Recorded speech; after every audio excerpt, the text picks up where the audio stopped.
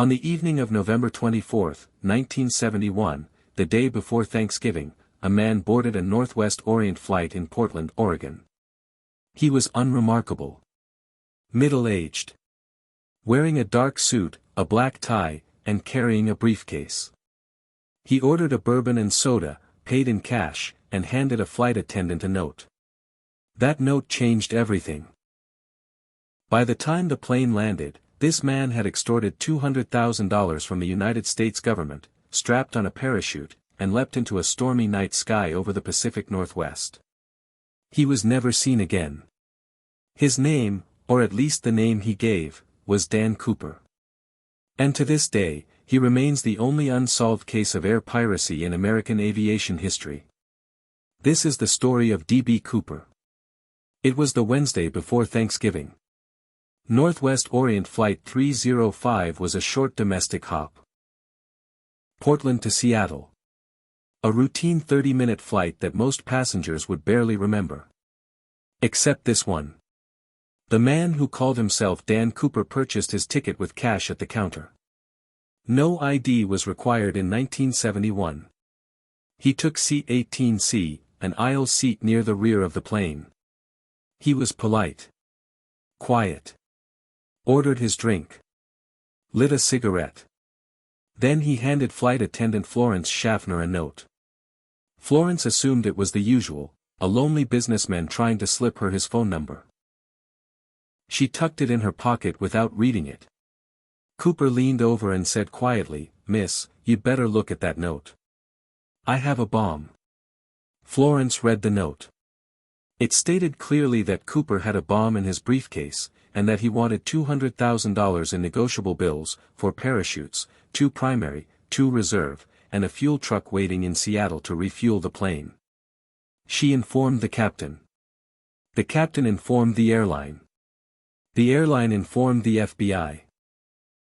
Cooper, meanwhile, sat calmly in his seat. He opened his briefcase briefly to show Florence what appeared to be red cylinders, wires, and a battery. Whether it was a real bomb has never been confirmed. The decision was made to comply. When the plane landed in Seattle, the other passengers were allowed to deplane, told there was a minor mechanical issue. They had no idea what had just happened on board. Cooper got his money. $200,000 in $20 bills. The serial numbers were recorded by the FBI. He also received his 4 parachutes. Then he made one final demand. He wanted to fly to Mexico City. The pilot informed him the 727 couldn't make that distance without stopping. They agreed on Reno, Nevada as a refueling point. The plane took off again, this time with only Cooper, the pilot, co-pilot, flight engineer, and one flight attendant named Tina Mucklow, who Cooper had kept on board. Somewhere over the wilderness of southwest Washington state, at around 8:13 p.m., a warning light signaled that the plane's rear air stair had been opened. Tina Mucklow watched Cooper strap the money to his body. Then he jumped. Into a 150 miles per hour wind. Into freezing rain. Into the dark, and was never seen again. The FBI launched one of the largest manhunts in American history. Military aircraft followed the plane during the flight. Agents immediately began combing the suspected jump zone, a rugged, heavily forested stretch of wilderness between Portland and Seattle. They found nothing. The name D.B. Cooper actually came from a miscommunication. A reporter confused the alias Dan Cooper with a different suspect named D.B. Cooper during early press coverage. The name stuck, and it's what history remembers him by. Investigators had very little to go on. Eyewitness descriptions placed Cooper as a white male, approximately 45 to 50 years old, around 6 feet tall, with dark hair and olive skin. He wore dark sunglasses. He was calm under extraordinary pressure, suggesting military experience, skydiving training, or both. He had asked for 4 parachutes, which investigators believed was a deliberate tactic. If he'd only asked for 1, they might have sabotaged it. By asking for 4, he created uncertainty. The jump zone was identified as a stretch of wilderness near the town of Ariel, Washington, a remote, heavily forested area with no roads, near the Lewis River. Surviving a parachute jump into that terrain, at night, in a rainstorm, while carrying $200,000 in cash, many experts believed it was impossible. Perhaps Cooper died out there. Perhaps his body and the money are still somewhere in those forests. But no body was ever found. Over the following years, hundreds of suspects were investigated. The FBI compiled a list of more than 1,000 individuals who matched aspects of Cooper's description. Each one was eventually cleared. The case file grew to tens of thousands of pages. And still, nothing. For nearly 9 years, the case went cold. Then, in February 1980, a young boy named Brian Ingram was on a family picnic along the Columbia River near Vancouver, Washington. He was digging in the sand along the riverbank when he uncovered something unusual. 3 bundles of cash. Deteriorated, partially decomposed, but readable. The serial numbers matched. These were D.B. Cooper's bills. $5,800 worth, a small fraction of the $200,000. The discovery raised more questions than it answered. The location where the money was found didn't align with the FBI's projected jump zone. The bills were deteriorated but still bundled, suggesting they hadn't been spent or scattered intentionally, but had instead traveled downstream over years, or had been buried and slowly eroded by the river.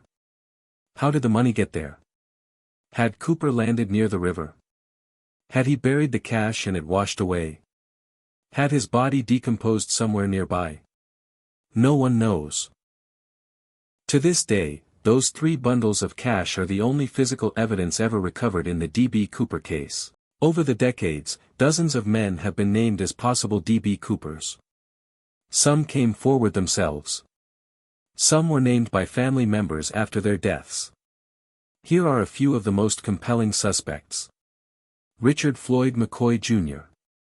Just 4 months after the Cooper hijacking, a man named Richard McCoy pulled off a nearly identical skyjacking, also on a Boeing 727, also demanding parachutes and cash.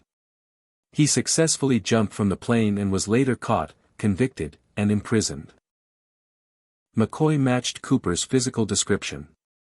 He was a former paratrooper with skydiving experience. The FBI investigated him as a Cooper suspect but ultimately concluded he was not the same man, based partly on eyewitness testimony that McCoy looked too young. McCoy later escaped from prison and was killed in a shootout with FBI agents in 1974. L.D. Cooper. In 2011, a woman named Marla Cooper came forward claiming her uncle, Lynn Doyle Cooper, known as L.D., was D.B. Cooper. She recalled childhood memories of him arriving at Thanksgiving in 1971, injured and behaving strangely. She found an old shirt of his that was sent for DNA testing. The FBI investigated. The results were inconclusive. Robert Rackstraw. Perhaps the most investigated suspect in recent years, Robert Rackstraw was a former Army paratrooper, con artist, and ex-convict with a long criminal history. A private team of investigators claimed in 2016 that coded messages hidden in Cooper's notes pointed to Rackstraw as the hijacker. The FBI examined the claims and did not find sufficient evidence to charge him. Rackstraw died in 2019, maintaining until the end that he was not D.B. Cooper, though he never outright denied it in a way that fully convinced investigators. None of these men were ever definitively proven to be Cooper. And without a body, without fingerprints, without DNA. The case remained open. In July 2016, 45 years after the hijacking, the FBI made a quiet but significant announcement. They were suspending active investigation into the D.B. Cooper case. After dedicating enormous resources across 5 decades, with no conclusive leads remaining, the Bureau stated it would redirect those resources toward other priorities. The case file would remain open, but active investigation was over. It was, in many ways, an admission of defeat. The greatest unsolved case in American aviation history, closed not because it was solved, but because it simply ran out of road. The Pacific Northwest wilderness kept it secret. And D.B. Cooper, whoever he was, got away with it. So who was Dan Cooper? Was he a seasoned military man who planned every detail? A drifter who got lucky? Or someone who simply didn't survive that jump, whose bones lie somewhere in the forests of Washington state, undiscovered after more than 50 years? The truth is, we don't know. And we may never know.